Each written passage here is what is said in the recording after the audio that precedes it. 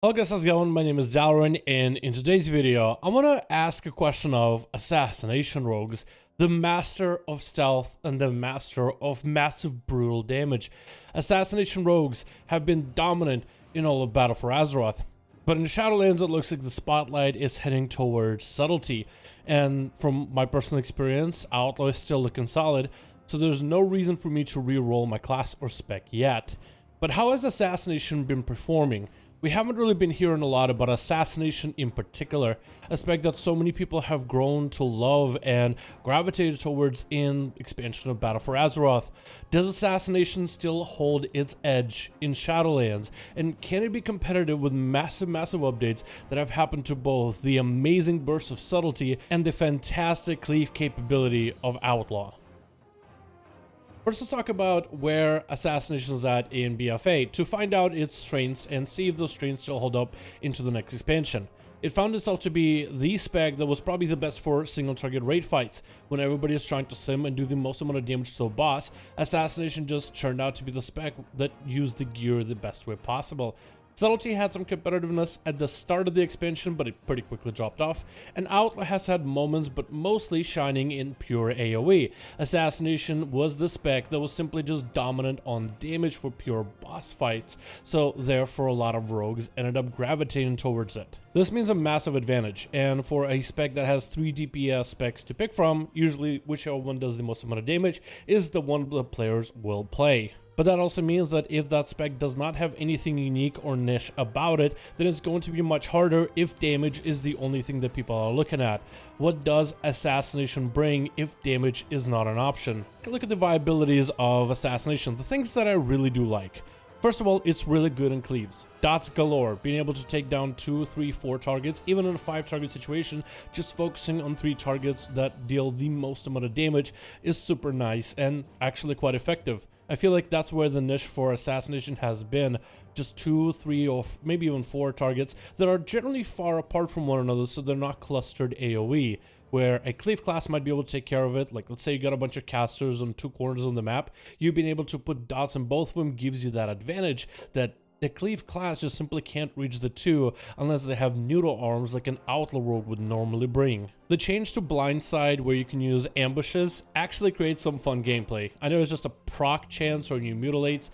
The proc chance is higher the lower the enemy's health is, but being able to slink in some ambushes in between your mutilates for very little cost and the most amount of gain, the common points that you can generate right now is actually quite nuts, and it really keeps the gameplay fresh instead of hoping and fishing for those mutilate crits. For the most part, Assassination playstyle hasn't changed, which I consider is a good thing. So if you're someone who is going to be trying out Assassination in Shadowlands, learning the way the spec plays now will transition pretty well into how the spec will play in Shadowlands. Assassination still holds very strong Vendetta windows. Every time you pop your Vendetta, you're going to be doing the most amount of damage, and now that they made Vendetta off of GCD, boy does he burst feel much smoother, especially for those clutch situations where the enemy, for example, will take more damage during a set amount of time. Also, Toxic Blade becoming baseline opens you up a lot more options than a Talents. Toxic Blade not really coming back as a Toxic Blade, but Shiv taking advantage of that Toxic Blade effect. While the damage from Shiv isn't going to be like Toxic Blade, the nature damage the enemy will take is going to be there. So this is definitely a big plus for a talent that just about everybody played. Then we can take a look at some of the legendaries that Assassination will play with, as those can be swapped out for different fights. I was thinking about this video, maybe I'll take a look at conduits, soulbinds, but most of those won't be too crazily swappable.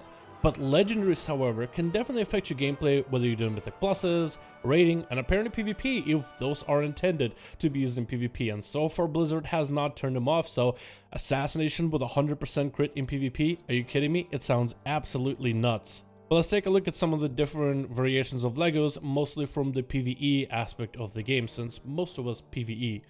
First of all, I think there's a lot of very broken Legos for Assassination, as in they're buggy, they don't always work properly, there's something about the numbers where it's either undertuned or a little overtuned, so this isn't going to give us the greatest information about how Assassination will be affected by Legos. So that is something definitely to keep in mind as we get through this. So in most cases, we'll be talking about the potential for some of those legendary effects. Like for example, Dash and Scoundrel, where Envenom increases crit chance of your poisons by 30% and critical strikes of your poisons generate 2 energy.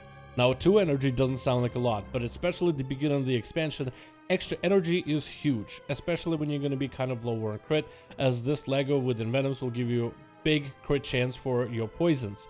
This means that you'll generate more energy, which means more common points, which means maintaining your bleeds like Rupture, Garrote, and Slice and Dice is going to be far easier, and that also means more Envenoms into the enemy, more consistency, and this legendary also hits the AoE department as well as single target. It's a great hit-all legendary available for Assassin, and so far it has had probably the biggest potential of what it could do. Or if you want some massive potential for Envenoms, Doomblade legendary, where Mutilate deals additional 20% damage as a bleed over a few seconds. The damage of your Envenom is increased by 5% for each bleed you have on the target. With a baseline Rupture, Garrote, and now with Doomblade adding on as an extra bleed, you could potentially have some mad burst damage with your Envenoms, especially inside of a Vendetta window. There are a couple situations in the game right now, at least in Shadowlands beta so far, where you can actually exploit this, where an enemy is going to take more damage for a limited amount of time. And as an assassination, you could really exploit the fact that you can do that big burst, especially inside of the Vendetta window. Then we have Dustwalker's patch, where remaining cooldown of Vendetta is reduced by 1 second for every 65 energy you spend. Of course, using more of those Vendettas and being able to sink more of them into a fight also has a lot of potential for assassination. I mean, we just talked about how strong Vendetta is, so giving more Vendettas throughout the fight is obviously no-brainer decent. But of course, with every spec, we have things we like and things that we don't like. And this isn't really exactly an argument against assassination, but I still wanted to relay my thoughts to you guys on what I thought about it if I had to say anything negative. First of all, the damage of Assassination has been very, very low. In general, this is beta, and Blizzard generally does all their balancing at the end of the beta cycle, the full thing, and I'm really hoping Assassination will have a couple of those dials turned up. Because right now the spec is kind of carried by Bone Spike, Necrolord ability. The spec definitely needs to do more damage, and being carried by a Covenant ability is probably not a good look. Second, Slice and Dice can feel a little bit rough from time to time, as we get more haste in our gear, and as we're able to fuel haste all throughout our gear to get that energy needed in order to refresh all our dots. It is going to feel better, and Slice and Dice for the most part I think is a good addition to all 3 specs of Rogues.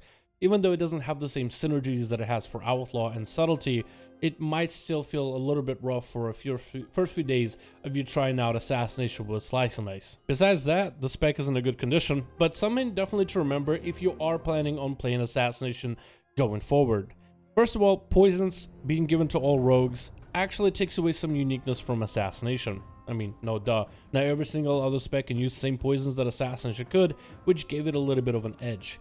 So it might not be surprising to you that it turns out the damage might be a big qualifier for Assassination, as it has a couple things to be competitive in. First of all, with the changes to Subtlety, now Assassination has another spec to compete with on single target, whereas Assassination versus Outlaw, who is usually very well versed in AoE damage, Assassination could take the reins for single target while not having to share a spot with Outlaw. So now Assassination is going to have to figure out if it's going to be better single target damage and more consistency than sub, or is it going to have to try to find some AoE competitiveness against Outlaw. Time will tell, and hopefully Blizzard balances the specs fairly close to one another. But one thing that Assassination definitely does still have as a niche, which should go a long way for the spec, is big damage on 3 targets, especially if they're super far apart each other where you can't easily cleave them. You can spread poisons very easily with Phantom Knives. Even though other specs get poisons, you spread them much easier than the rest. And you still have mad strong Vendetta windows, which I think with some balance tunings could allow Assassination to keep a viability. It's very hard to tell which spec of Rogues is going to do top damage, as again, balance tunings hasn't been done yet. But it still retains a very fun playstyle. It's super enjoyable in dungeons. It actually has seen decent and okay numbers and representation in raids, but it's also very difficult to beat Subtlety, who has had some really broken, busted legendaries, so time will tell. Overall, I have pretty good feelings about Assassination, but I wanted to relay how I feel about the spec in case you were wondering if you could play Assassination in Shadowlands. Thank you guys so much for watching. I think Assassination is definitely worth investing into, and I'll see all of you in another video.